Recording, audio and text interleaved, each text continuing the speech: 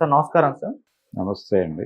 Sir ప్రముఖ pastor Praveen పగడాల యాక్సిడెంట్‌లో చనిపోవడం ఇప్పుడు చాలా రకాల అనుమానాలకైతే తావిస్తుంది సార్. అంటే ఈయన జరిగింది యాక్సిడెంట్ కాదు, దీని వెనకాల ఏదో కుట్ర కోణం ఉందని చెప్పేసి చాలా మంది పాస్టర్లు అభిప్రాయాలు వ్యక్తం చేస్తున్నారు. ఈవెన్ కేఏ పాల్ గారు కూడా ఒక వీడియో చేశారు. దీని వెనకాల ఏదో కుట్ర కోణం ఉంది, విచారణ జరపాలని చెప్పేసి కూడా చాలా మంది కోరుకుంటున్నారు.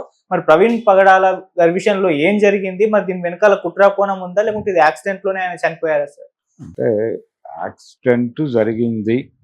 ఆయన ఏరియాకి వెళ్ళాడు, రాజమండ్రి ఏరియాకి వెళ్ళాడు. ఆయన హైదరాబాద్లోనే ఉంటున్నాడు. రక్షణ అనేటువంటి టీవీ ఛానల్లో తరచూ ఆయన మాట్లాడుతూ ఉంటాడు. అది మాత్రమే కాదు, ఇతర యూట్యూబుల్లో కూడా ఆయన తన అభిప్రాయాలు చెప్పే ప్రయత్నం చేస్తూ ఉంటాడు.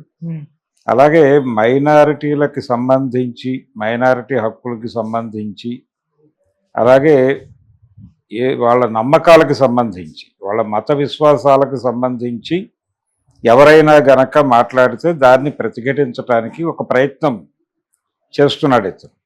అంటే చాలామంది మౌనంగా సర్లే అని భరించి వెళ్ళిపోతూ ఉంటారు. మనం కొంతమందిని చూస్తూ ఉంటాం. అంటే ఈ హైందవ ధర్మాన్ని, సనాతన ధర్మాన్ని నిలబెట్టే ప్రయత్నంలో ఉన్నామని కొంతమంది చాలా ఎక్స్ట్రీమ్గా మాట్లాడుతున్నటువంటి వాళ్ళని చూస్తున్నాం మనం మధ్య. ఒక ఆయన కాషాయాంబరధారి అయి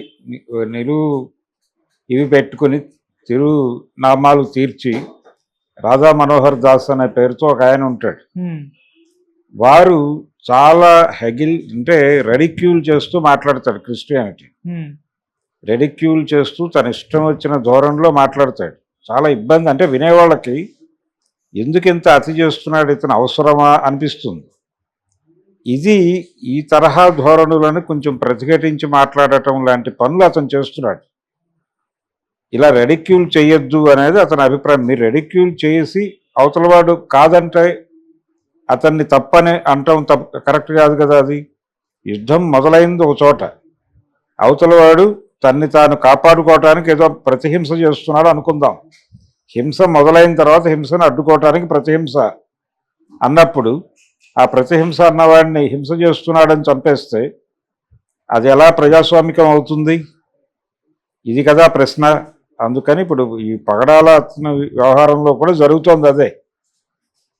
ఆయన చాలా సందర్భాల్లో ఇలాంటి వాళ్ళని కొంచెం పట్టించుకుని వీళ్ళకి సమాధానం చెప్పే ప్రయత్నం చేశాడు. అలాగే చాలాసార్లు డిస్కషన్స్లోకి వచ్చాడు, అతను చర్చల్లోకి వచ్చాడు. వచ్చి వీళ్ళు చేసేటువంటి ఆరోపణలను ఖండించే ప్రయత్నము చేశాడు. ఒక వాయిస్ వినిపించే ప్రయత్నం కూడా చేశాడు.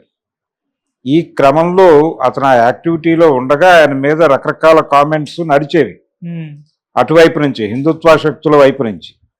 ఈ కామెంట్లు, ఈ చర్చ జరుగుతున్నటువంటి నేపథ్యంలో అతని మరణం జరిగింది ఈరోజు రాజమండ్రిలో. అతను ఒక బైక్ మీద వెళ్తుంటే ఏదో వేరే వెహికల్ ఏదో గుద్దేసింది, చనిపోయాడు అతను. ఇది అనుకోకుండా జరిగినటువంటి యాక్సిడెంట్ కాదు, ఇది డిజైన్డ్ ప్రోగ్రామ్. ఎవరో డిజైన్ చేస్తే అమ్మించేశారు అతన్ని అనేది ఇప్పుడు వాళ్ళు మాట్లాడటానికి ఒక అవకాశం ఉంది. అంటే దీని మీద ఇమ్మీడియట్గా అతని మరణానికి రియాక్ట్ అవుతూ కొంతమంది ట్వీట్లు చేశారు హిందుత్వ వైపు నుంచి. ఆ ట్వీట్లు చేసిన వాళ్ళు ప్రధానంగా మాట్లాడిన అంశం ఏమిటంటే, హిందూ దేవీ దేవతల్ని అవమానపరిచినటువంటి, హిందూ శక్తులని అవమానకరంగా మాట్లాడినటువంటి ఈ పగడాల, అతని పేరేంటండి, ప్రవీణ్ పగడాల, పగడాల ప్రవీణ్.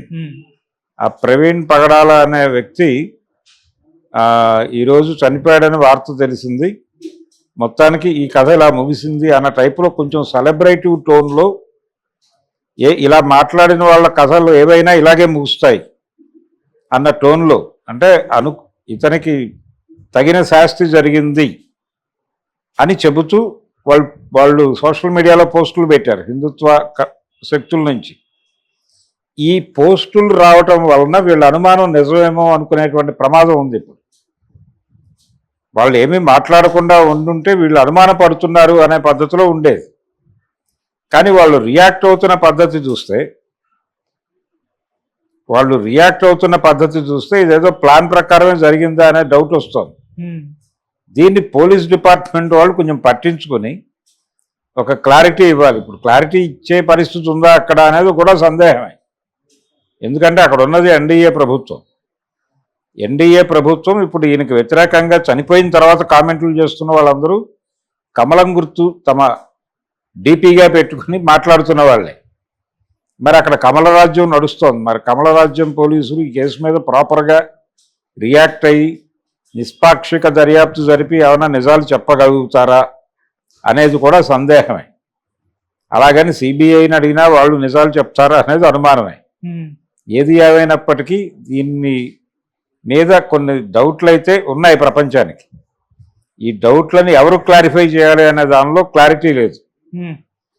కాకపోతే ఒక డిమాండ్గా ముందుకు తీసుకెళ్లటము, ఏదైనా ప్రైవేట్ ఇన్వెస్టిగేషన్లో ఎలా జరిగింది ఇన్సిడెంట్ అనేది గ్యాదర్ చేసి ప్రజా కోర్టులో అయినా సమగ్రమైనటువంటి విషయాలు పెట్టగలిగితే దీని మీద ఒక చర్చ జరగాల్సిన అవసరం అయితే ఉంది.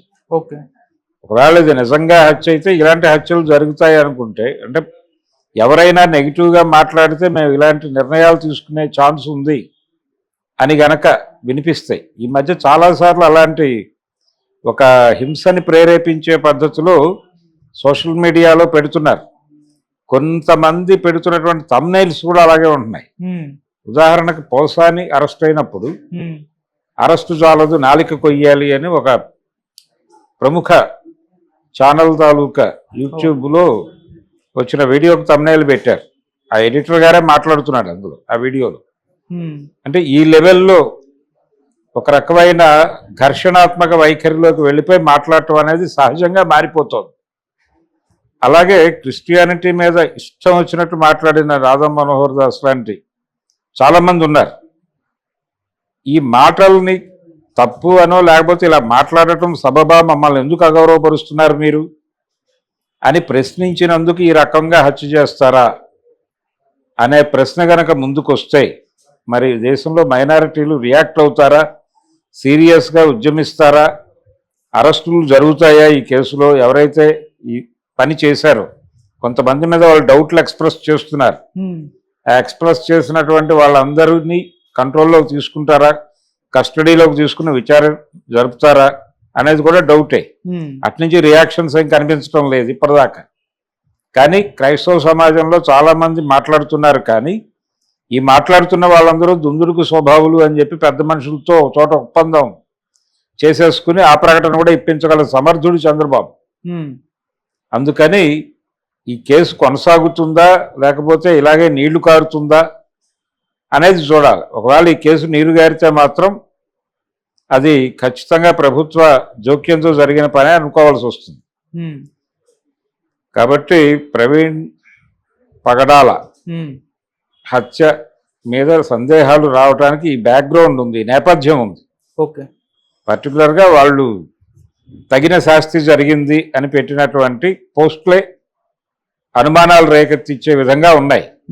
ఇప్పుడే కాదు, గతంలో కత్తి మహేష్ చనిపోయినప్పుడు కూడా ఇలాంటివే పెట్టారు. అవును, తగిన శాస్తి జరిగింది, ఎవరికి ఏం చేయాలో దేవుడికి బాగా తెలుసు, ఈ టైప్లో పెట్టారు. అదొక ఉన్మాద స్థితి అనుకోవాలి. ఆ ఉన్మాద స్థితిలోనే ఇతని మరణం సందర్భంగా కూడా పోస్టులు పెట్టారు. కాబట్టి సాధ్యమైనంత వరకు ఇది హత్య కోణంలో దర్యాప్తు చేయటమే అవసరం. మరి దాన్ని ఆంధ్రప్రదేశ్ పోలీసులు నిజంగానే సీరియస్గా పట్టించుకుని అలాంటి దర్యాప్తు చేసి నిష్పక్షపాతమైనటువంటి నివేదిక ప్రజలకు ఇవ్వగలరా అనేది కూడా సందేహమే. అందుకని ఆ డిమాండ్ చేస్తూనే ఎవరికి వారు విడిగా అసెంబ్లీ అయి ఒక దర్యాప్తు అయితే జరగాలి. దాని మీద ఒక దర్యాప్తు జరగాలి. ఎవరు దోషం తేల్చాల్సిన అవసరం ఉంది. లేకపోతే ఎవరిని పడితే వాళ్ళని దోషులుగా పట్టుకొచ్చి స్టేషన్లో పడేసి లోపలికి తోసేసి ఒప్పందం కేసుల అకౌంట్లోకి ఈ క్రైమ్ను నెట్టేసే ప్రయత్నం కూడా పోలీసులు చేసే ఛాన్స్ ఉంది. ఓకే, చేస్తారని నేను అంటలేదు, కానీ ఛాన్స్ ఈజ్ దేర్. మరి ఎలా జరుగుతుంది దీని దర్యాప్తు అనేది చూద్దాం. అనుమానించడానికి అవకాశాలు ఉన్నాయి, అనుమానించకుండా ఉండటం కుదిరే పని కాదు. అందుకని ఈ విమర్శలో వ్యాలిడిటీ ఉంది. మరి అది ఏ మేరకు సక్సెస్ అవుతుంది అనేది చూద్దాం. Okay sir, thank you so much. Thank you.